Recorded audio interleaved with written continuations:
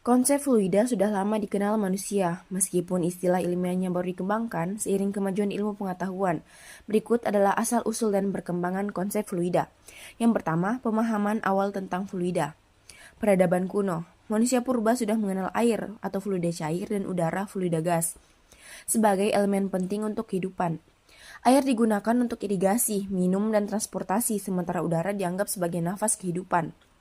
Dalam filsafat Yunani kuno, Empedokles 1495-435 sebelum Masehi menyatakan bahwa alam semesta terdiri dari 4 elemen utama: tanah, air, udara, dan api.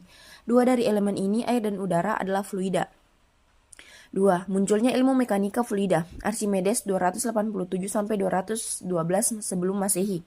Salah satu tokoh paling awal yang menjelaskan prinsip fluida, Archimedes menemukan prinsip gaya apung yang menjelaskan mengapa benda bisa mengapung atau tenggelam dalam cairan.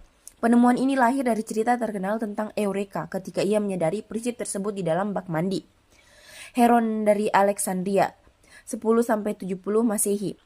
Heron menciptakan perangkat berbasis fluida seperti mesin uap primitif. Aelipil, ia memanfaatkan tekanan uap air menunjukkan bahwa fluida dapat menghasilkan tenaga. Yang ketiga, perkembangan ilmu fluida pada abad pertengahan. Pada abad pertengahan, pengetahuan tentang fluida banyak dipengaruhi oleh ilmuwan Islam seperti Al-Hazen, yang mempelajari optik dan bagaimana cahaya bergerak melalui medium fluida seperti air. Pemanfaatan fluida berkembang dalam teknologi seperti kincir air dan sistem irigasi. Yang keempat, revolusi ilmiah dan penelitian modern tentang fluida. Galileo Galilei 1564-1642 meneliti sifat fluida dan hubungan antara tekanan serta gravitasi. Evangelista Torricelli 1608-1647 menemukan barometer, alat pertama yang mengukur tekanan udara. Penemuan ini menegaskan bahwa udara adalah fluida yang memiliki massa dan tekanan. Blaise Pascal 1623-1662 mengembangkan prinsip tekanan fluida yang dikenal sebagai prinsip Pascal. Ia menunjukkan bahwa tekanan yang diberikan pada fluida akan merambat merata ke segala arah. Yang kelima, pengembangan teori fluida modern. Daniel Bernoulli 1700-1782 menulis buku Hidrodinamika 1738 yang menjelaskan hukum Bernoulli. Hukum ini menyatakan bahwa peningkatan kecepatan fluida akan menyebabkan penurunan tekanan. Prinsip ini digunakan dalam aerodinamika modern. Isaac Newton 1642-1727 menyusun konsep hukum viskositas fluida dan mengembangkan teori tentang aliran fluida termasuk konsep fluida Newtonian. Yang keenam, penelitian kontemporer tentang fluida. Penelitian tentang fluida terus berkembang hingga kini mencakup fluida non-Newtonian seperti lumpur dan darah yang tidak mengikuti hukum viskositas Newton. Dinamika fluida komputasi (CFD) digunakan untuk mensimulasikan aliran fluida dalam berbagai aplikasi seperti desain pesawat dan mobil. Superfluiditas ditemukan pada tahun 1937 oleh Piotr Kapitsa yang menunjukkan bagaimana helium cair dapat mengalir tanpa gesekan pada suhu mendekati nol absolut. Nah, kesimpulannya, konsep fluida berkembang dari pengamatan sehari-hari terhadap air dan udara, hingga menjadi cabang ilmu fisika yang kompleks dan mendalam, melibatkan penelitian di berbagai bidang sains dan teknologi. Assalamualaikum warahmatullahi wabarakatuh. Perkenalkan, nama saya Nurlinda dengan NIM F131240003. Jadi saya akan menjelaskan tentang pengertian fluida. Fluida adalah zat yang dapat mengalir dan mengalami perubahan bentuk tanpa mengalami kerusakan permanen sebagai respons terhadap gaya geser atau tegangan geser sekecil apapun. Fluida mencakup dua kategori utama, yaitu cairan dan gas, yang berbeda berdasarkan kekompakan molekul dan kemampuannya untuk mengisi ruang. Secara mendalam, fluida adalah zat yang terdiri dari partikel-partikel yang tidak terikat secara kaku satu sama lain, sehingga memungkinkan mereka untuk bergerak relatif bebas. Dalam cairan, partikel-partikel tersebut lebih erat dibandingkan dengan gas, sehingga memiliki volume tetap tetapi dapat berubah bentuk sesuai dengan wadahnya. Nah, sebaliknya, dalam gas partikel-partikel tersebut sangat longgar, sehingga gas dapat mengisi seluruh volume wadah yang ditempatinya.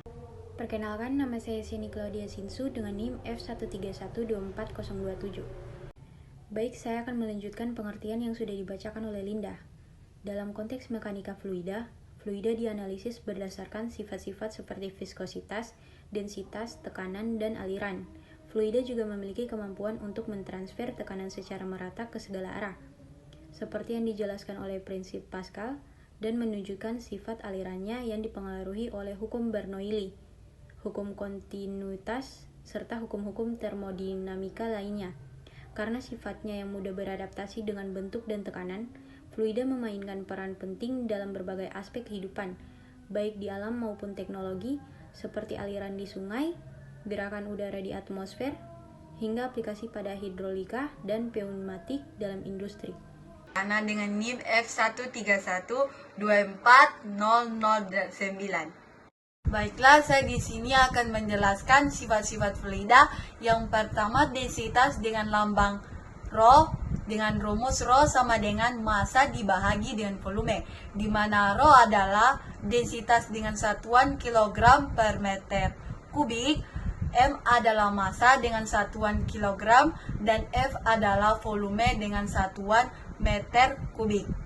Yang kedua, tekanan dengan lambang P dengan rumus P sama dengan F dibahagi dengan A, di mana P adalah tekanan dengan satuan Pascal, dan gaya yaitu lambang F dengan satuan Newton, dan A adalah luas dengan satuan M pangkat 2. Yang ketiga, tekanan hidrostatik dengan rumus P sama dengan Rho dikali gravitasi dikali H, yaitu kedalaman fluida. Soal fluida yang pertama itu tentang tekanan hidrostatis. Dengan soalnya itu, sebuah tangki air memiliki kedalaman 10 meter. Jika densitas air Rho sama dengan 1000 kg per meter kubik dan percepatan gravitasi sama dengan 9,8 meter per sekon pangkat 2, hitunglah tekanan hidrostatis di dasar tangki. Penyelesaiannya itu menggunakan rumus tekanan hidrostatis. Dengan rumusnya itu, P sama dengan Rho dikali gravitasi dikali H kedalaman fluida. Jadi, cara menyelesaikannya itu mensubstitusikan nilai, yaitu P sama dengan 1000 dikali dengan gravitasinya, yaitu 9,8, dikali dengan H-nya itu kedalamannya itu dengan 10, sehingga sama dengan nilainya itu 98.000 Pascal, atau dikonversi menjadi 98 kilopascal. Perkenalkan, nama saya Astawan Ika Badri, NIM F131240021 dari kelompok 3. Prinsip dasar fluida. Pertama, hukum Pascal. P1 sama dengan P2. Tekanan pada suatu titik dalam fluida tertutup diteruskan ke semua arah. Hukum Archimedes. Dalam kurung gaya apung.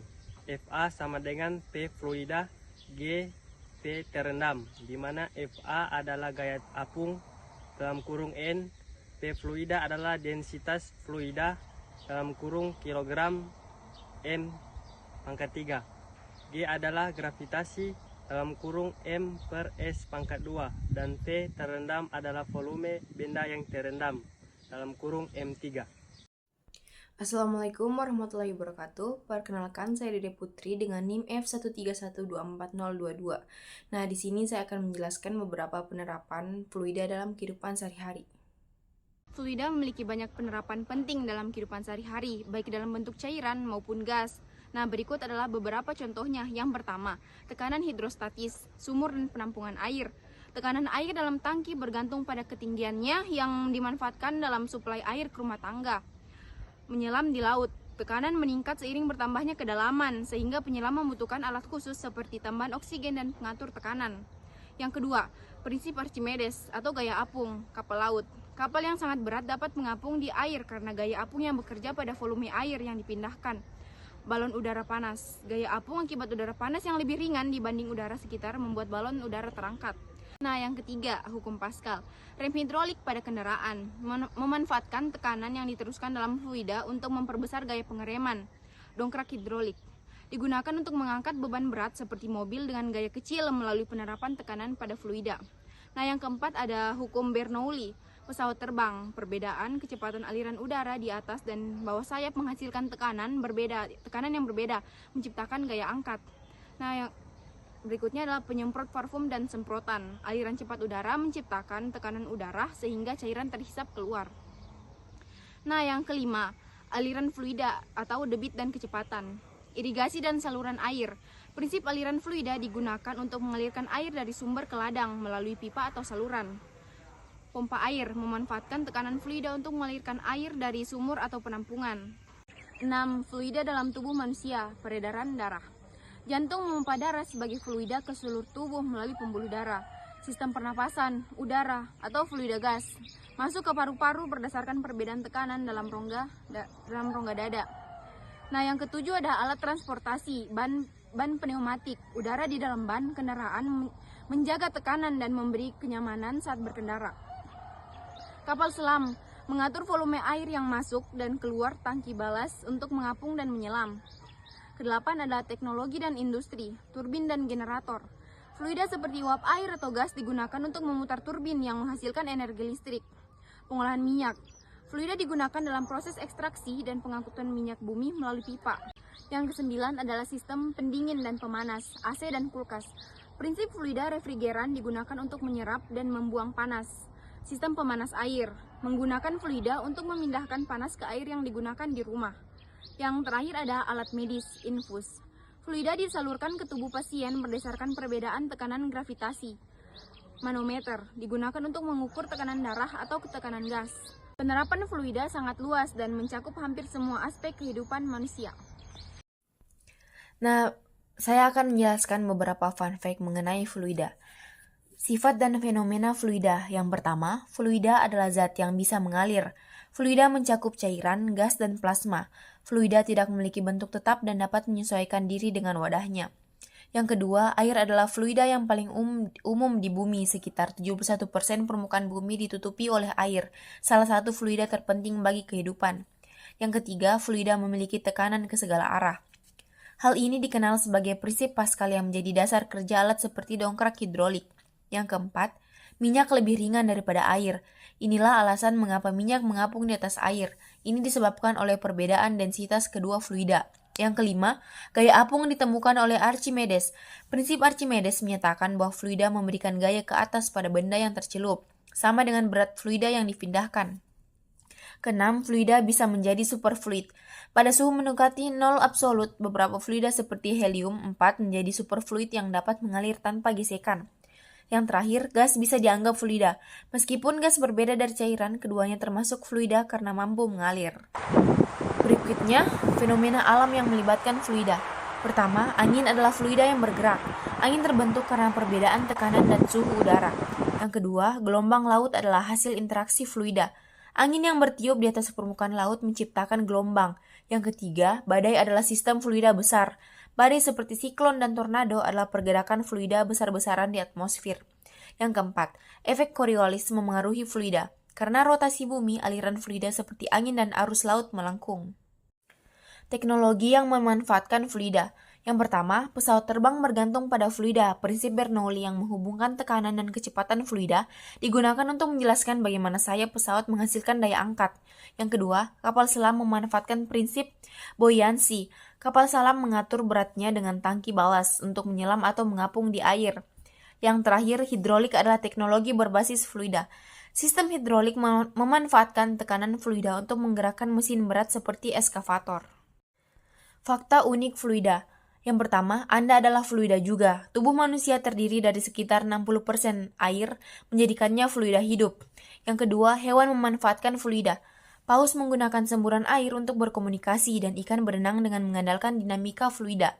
Yang ketiga, cairan terkuat di dunia adalah air cair di bawah tekanan tinggi.